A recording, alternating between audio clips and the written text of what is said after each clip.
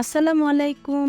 Ayaan cooking স্টুডিওতে আপনাদের সবাইকে স্বাগত জানাচ্ছি খুব সহজেই খুবই মজাদার আফগানি কাবুলি পোলাও রেসিপিটি দেখার জন্য। খেতে খুবই অসাধারণ এই পোলাও রান্না করা খুবই সিম্পল। আমি খুব ঘরোয়া পদ্ধতিতে দেখানোর চেষ্টা করছি, আশা করছি আপনাদের সবার ভালো লাগবে। তো চলুন দেখে আসি রান্নার প্রসেস প্রণালী। আফগানি কাবুলি পোলাও রান্না করতে আমার যা উপকরণ লাগবে, প্রথমে আমি এখানে 1.5 কেজির মতো গরুর গোশত নিয়েছি, মটরশুঁটি নিয়েছি, আর ছোলা নিয়েছি খোসা ছাড়ানোটা। এখানে নিয়েছি জয়ফল, জয়িত্রী, কালো গোলমরিচ, সাদা গোলমরিচ আর পরিমাণ মতো জিরা। 10-12টা নিয়েছি কাঠবাদাম, পানিতে ভিজিয়ে রেখেছি খোসা ছাড়ানোর জন্য। আর কিশমিশ নিয়েছি, কাঠবাদাম নিয়েছি, আর 1 কাপ পরিমাণ পেঁয়াজ নিয়েছি।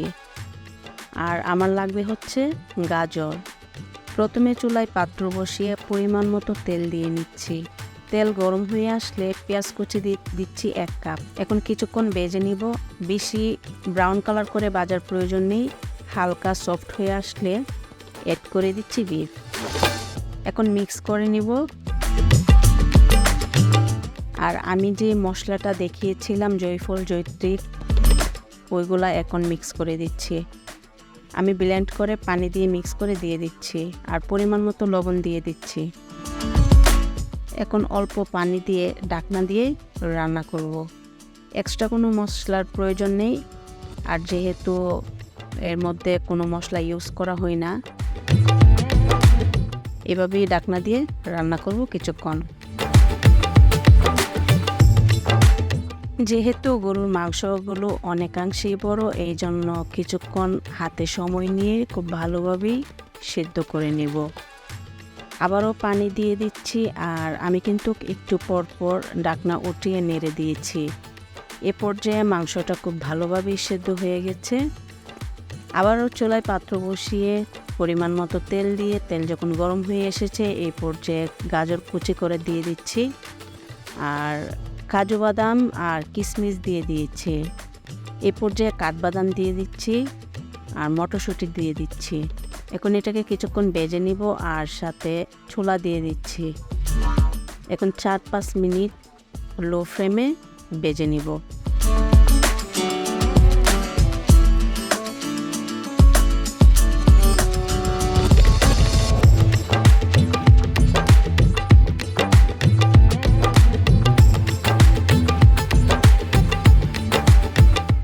ভাজা হয়ে গেছে, এই পর্যায়ে চুলা থেকে নামিয়ে নিব। এখন চলে যাই মূল রান্নায়। প্রথমে আমি যেই পাতিলায় গোশতগুলো রান্না করেছিলাম এটা থেকে নামিয়ে একটা বাটিতে নিয়ে নিয়েছি, আর পরিমাণ মতো এখানে জল দিয়ে নিচ্ছি, কারণ এটা দিয়ে আমি রাইসটা কুক করব। রাইসটা 50%-এর মতো আমি আগে থেকেই কুক করে নিয়েছি।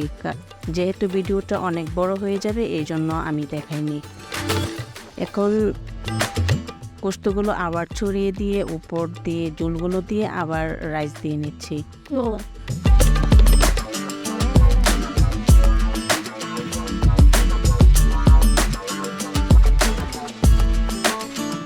এখানে ভেজে রাখা ভেজিটেবলসগুলো দিয়ে দিচ্ছি, উপর দিয়ে আবারও একটু জল দিয়ে দিচ্ছি। এখন সিল করার পালা। তো অনেকে আটা ডো করে সিল করতে পারেন, আমার কাছে ফয়েল পেপার ছিল, ফয়েল পেপার দিয়ে আমি এখন সিল করে নিব।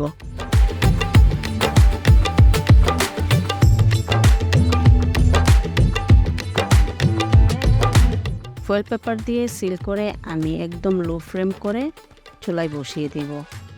আর এভাবেই রান্না হবে 40 থেকে 50 মিনিট। ফিরে আসছি 40 থেকে 50 মিনিট পর।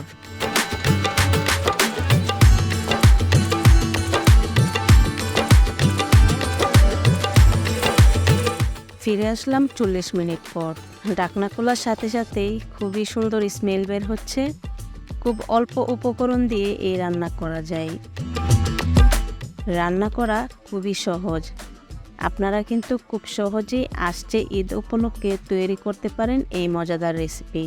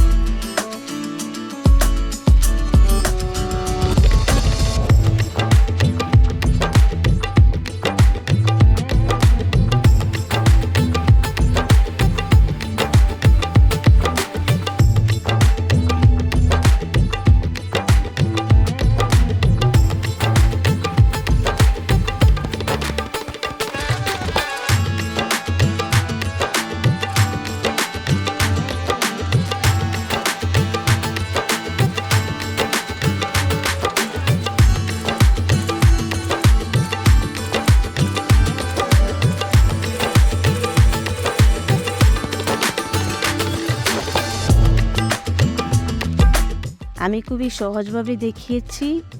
আর দেখতেই পাচ্ছেন বিফগুলো কতটা সফট হয়েছে, রাইসগুলো অনেক জড়জড়া হয়েছে।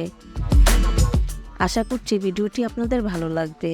ভিডিওটি যদি ভালো লাগে, যারা ফেসবুক পেজ থেকে দেখছেন প্লিজ ফলো করে দেবেন, লাইক কমেন্ট শেয়ার করতে ভুলবেন না।